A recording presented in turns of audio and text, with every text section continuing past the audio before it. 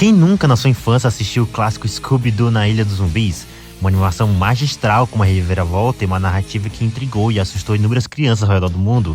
Inclusive eu, que tinha um pouquinho de medo, vou ser sincero. Esse filme foi o primeiro a reintroduzir monstros e fantasmas de verdade para as tramas do nosso Doug alemão.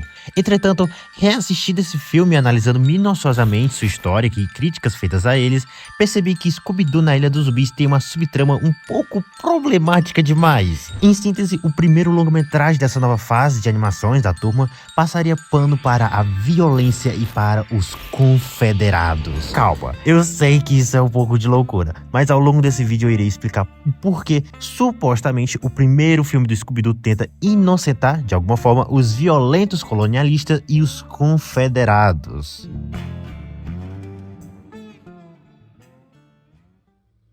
Mas antes de tudo, eu quero deixar claro que eu amo Scooby-Doo. Esse Doug alemão era simplesmente o meu desenho favorito da infância e que eu só estou trazendo uma análise mais madura de um desenho infantil, a qual não se livra, infelizmente, de questões políticas. Sinto muito, querido, que não gosta de falar sobre política, mas infelizmente tudo é política, até um desenho infantil.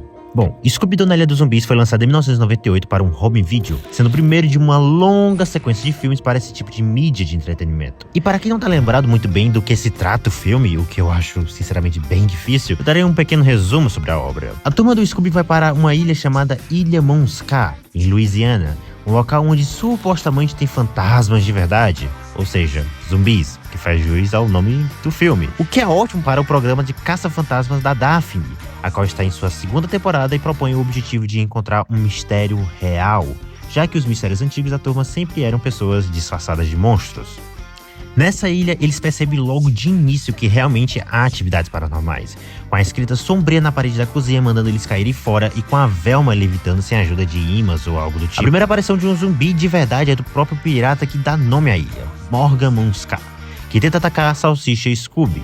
Após esses casos, durante a noite, em um jantar, os dois especialistas em falir em restaurantes veem uma legião de zumbis os atacando, o que chama a atenção do resto da turma, que vai investigar e acaba sofrendo do mesmo ataque. Durante a correria, Fred, Daphne, Velma e o jardineiro são encurralados pelas donas da casa, Simone e Lena, as quais se revelam as verdadeiras vilãs do filme, pois elas têm uma maldição da vida eterna. E a cada lua cheia, elas devem se alimentar das almas de estrangeiros que vêm explorar a ilha. No final, elas são derrotadas por não ter conseguido as almas da turma do Scooby e acabam morrendo, junto com todos os zumbis que apareceram na ilha.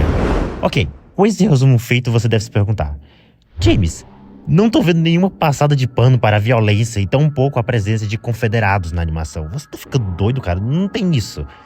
Calma, querido. Eu vou explicar. Durante todo o filme, há um foco muito interessante sobre a geografia e história da ilha, dando foco em como ela é cercada por um pântano cheio de jacarés, que é dentro de uma floresta muito densa. Além de mostrar a cultura culinária da Louisiana, com foco nas pimentas e temperos que são usados nos alimentos e que são produzidos na ilha e região do 18º estado da América. O foco histórico está na utilização de piratas que eram muito comuns nesse estado. E, na cena da construção do Arco do Jantar, há a presença de um soldado confederado, a qual dá mais um fundo histórico que deixa a história desse filme mais real. Mas só a presença dos piratas e da aparição de um soldado confederado não significaria porra nenhuma. Apenas seria um plano de fundo histórico para deixar a trama mais realista. O problema está no final do filme, onde Simone conta a história de Morgan Monska, o pirata que causou tudo isso. Ele e sua tripulação simplesmente exterminaram os moradores da ilha, jogando-os para serem mortos pelos jacarés, o que por si só é algo pesadíssimo para uma animação infantil. Além disso, descobrimos que a cada lua cheia eles precisam sugar almas para perpetuar sua imortalidade, e por consequência, aquelas que têm sua alma sugada são transformadas em zumbis. Isso aconteceu com os piratas, com os soldados confederados, a qual Simone faz questão de dizer que eles tinham uma base na ilha, turistas, colonos de outras partes da América, enfim, toda essa galera teve sua alma sugada pela Simone, pela Lena e pelo Jax, o navegador. Bom, depois da história de Morgan Monska ser contada e você percebeu quão cruéis eles foram com os moradores da ilha, a Daphne faz esse comentário infeliz. E aqueles zumbis são pobres almas que vocês sugaram. Eles só estavam tentando nos avisar para que não sofrêssemos o mesmo que eles sofreram. Olha, Daphne, é o seguinte, você acabou de escutar a história de que os piratas, que agora são zumbis, massacraram toda a população da ilha, como é que eles podem ser pobres almas? Para piorar, nessa cena, exatamente com o soldado da Confederação, a Daphne fala que eles, os zumbis, estão do lado deles, ou seja, do lado dos mocinhos. E para piorar ainda mais, durante a morte das mulheres gatos, Salsicha reafirma que eles são inocentes, e a Velma diz que eles finalmente poderão descansar em paz. Cruzes! O que está acontecendo com os inocentes? Os espíritos deles foram vingados, Salsicha. Assim eles finalmente podem descansar em paz. E, como chave de ouro, eles botam ainda um soldado da Confederação agradecendo a turma do Scooby por ter os libertado da maldição. Obrigado! E esse é o ponto delicado. O filme trata como se todos os zumbis fossem pobres vítimas das mulheres gatos e que apenas elas são do mal, sendo que elas tiveram motivos para fazer o que fizeram com os piratas.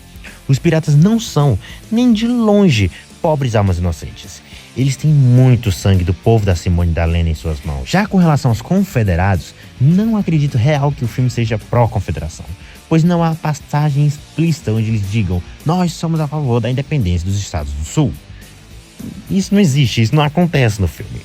Entretanto, essa falta de posicionamento político contrária e tratá-los também como pobres almas inocentes é equivocada, pois esses soldados, em maioria, lutavam por um ideal que, acima de tudo, defendia a permanência da escravidão dos negros nos estados do sul da América. Então, mesmo que esse filme seja magistral em seu enredo, mais realista, com planos de fundo históricos, buscando fatos da cultura de Louisiana, o roteiro desse filme deveria ter tomado um pouco mais de cuidado em tratar todos os zumbis como almas inocentes que sofreram na mão das mulheres gatas. Por fim, não veja esse vídeo como uma afirmação absoluta de que Scooby-Doo na Ilha dos Zumbis não presta. Esse filme tem mais de 27 anos e brigar com ele somente agora é inútil. Pode deixar seu filho assistir, ele não vai virar um defensor da escravidão ou da violência. Eu assisti esse filme inúmeras vezes e nunca tinha me tocado sobre esse detalhe que deixa a história amarga. Deixa. Infelizmente deixa a história amarga quando você se toca disso.